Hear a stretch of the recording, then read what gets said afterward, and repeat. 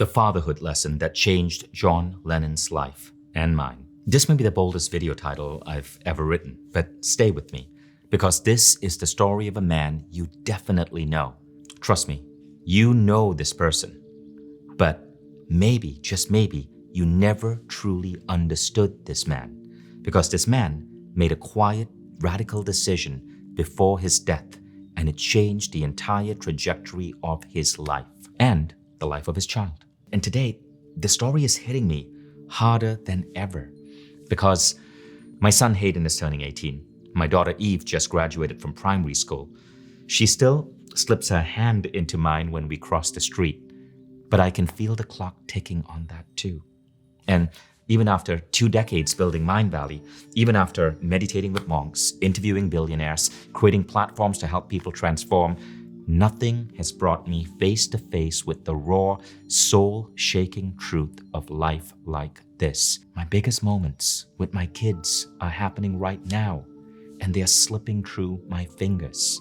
Studies show that almost 85 to 90% of all the time you will ever spend with your children happens before they turn 18. Let that sink in. And as my son is turning 18, it's making me reevaluate what really matters in life. So back to the story of John Lennon and why this matters so much to me now, and why when you hear the full story in this video, it will shift something in you, and you will likely never be able to go back with your understanding of life, work, and love in the same way again. I heard the story a few weeks ago, and it stopped me in my tracks. It comes from Warren Farrell, the author, speaker, and pioneer in men's emotional health. In an interview on YouTube, Warren shared a moment from the 1970s when he was attending a party in New York City with the feminist icon Gloria Steinem. So here I'm at the party, and Gloria and I make eye contact, but she has a number of people that are surrounding her. I have nobody surrounding me, and so, but I'm sort of, winding my way up toward her. When a man came up to Warren, stopped him and said, "Are you Warren Farrell?" And Warren said, "Yes." The man smiled and said, "I joined one of your men's groups, but you always disappear, like the Lone Ranger." Warren chuckled politely. See, Warren back then was launching these men's groups in different cities. He would initiate the group, then he would move to a different city, right? And then the group would run on its own. So he would start these groups, but he wouldn't really know the members in this group. Thus, he didn't know who this man was. So he chuckled politely and tried to get away to Gloria, but the man went on to explain. And I gave up my job and focused full time on raising my son because I had previously, neglected a previous son that I had, and I really felt I made a mistake doing that. And now, when his second son was born, this man decided he was going to quit his job, he was going to put everything to the side, and he was going to just dedicate the next 5 years of his life to being with this baby boy. So Warren stopped, fully turned towards him and said, "Was your wife okay with that?" The man nodded. 2 things made it work, he said. Her support, the support of his wife, and the men's group he had joined. Now at this point, Warren was hooked. The man had told Warren how his men's group, the group that Warren had started, had changed his life. Warren wanted to know more. So they sat down and talked for an hour. Just 2 men, deeply connected, sharing truth. The man told Warren, "My soul opened up. My heart healed in ways I never thought possible." He spoke of his own father wounds and how this being present for his second son was changing him. Then something strange happened. Young man approaches the table and said, "Can I get your autograph?" Warren smiled and started fumbling for a pen. "Sure," said Warren. And then the man said, "Actually, I mean him," and pointed to the person Warren was talking to, the businessman who had quit his job. Warren looked at the man perplexed and said, "Sorry, what's your name?" The man said, "My name's John." And Warren said, "Well, my name's Warren Farrell. You know that. John who?"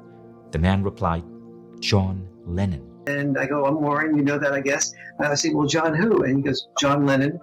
And I go, "Oh, wait a minute, you're a singer, aren't you?" John frickin' Lennon, one of the most famous human beings on the planet.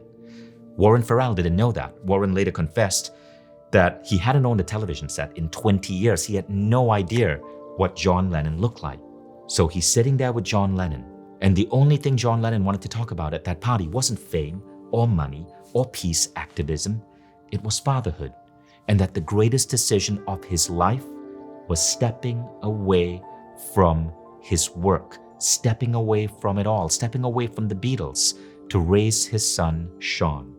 John Lennon took a 5-year break from music at the height of his fame. And what he did was diapers, bedtime stories, walks, baking bread. He called himself a house husband, and he meant it. And Yoko Ono supported him completely. From 1975 to 1980, John gave his son the one thing money couldn't buy: presents. Now here's the gut punch. John Lennon was assassinated in 1980. John didn't see that coming. His family didn't see that coming. The world didn't see that coming. But those 5 years, John said they were the most meaningful of his life. Not the song Imagine, not Abbey Road, not even the Beatles. It was the ordinary magic of fatherhood, something that most of us have access to, but because it's so common, we neglect it. We neglect how absolutely magical and fantastic and beautiful the experience is. And instead, we park those moments aside and focus on the fame or the money or the business. And that's what hit me the hardest. Because now I look at Hayden, standing taller, becoming a young man, preparing for adulthood. I see Eve still holding my hand as she crosses the street, but soon she won't. And I ask myself this, and I want you to ask the same question to yourself if you have children, but even ask the same question as it matters to your partner or your parents or anyone in your life that you deeply care about. The first question is, am I showing up for their souls and not just their schedules? Am I giving them my presence and not just my protection? Am I willing to pause the world to be with them?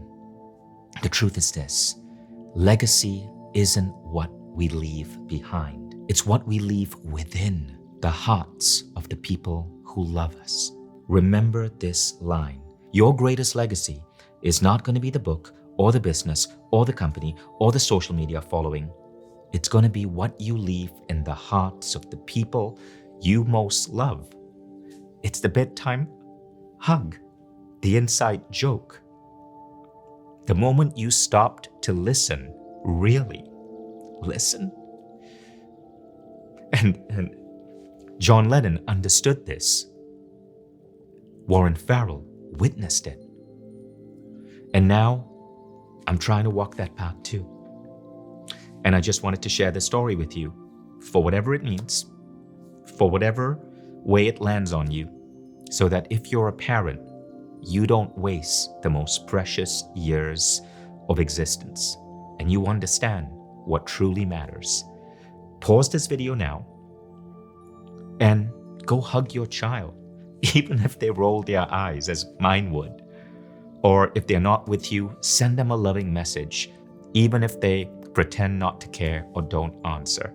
Because that's what children do. They ignore us to teach us lessons, but we love them anyway. And one day that hug, as awkward as it may be the moment that holds them together.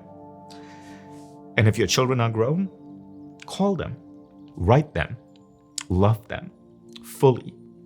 Because the quiet choice to be present may be the loudest message you ever send to the world. Now, if this story moved you, if it cracked something open in you, the way it did in me, there's one more thing you need to hear. Because even after stepping away to raise his son, Sean, John left behind one last thing that almost no one talks about. It was a song he wrote in 1980, just before he died, called Beautiful Boy. And I want you to pay attention to the lyrics. Before you cross the street, take my hand. Life is what happens to you while you're busy making other plans. Beautiful boy, before you go to sleep, say a little prayer. Every day, in every way, it's getting better and better. I cried when I read the lyrics of that song. Every day in every way, it's getting better and better. That exact quote hangs on my wall in my apartment because that quote comes from Emile Coué, early 19th century personal growth teacher.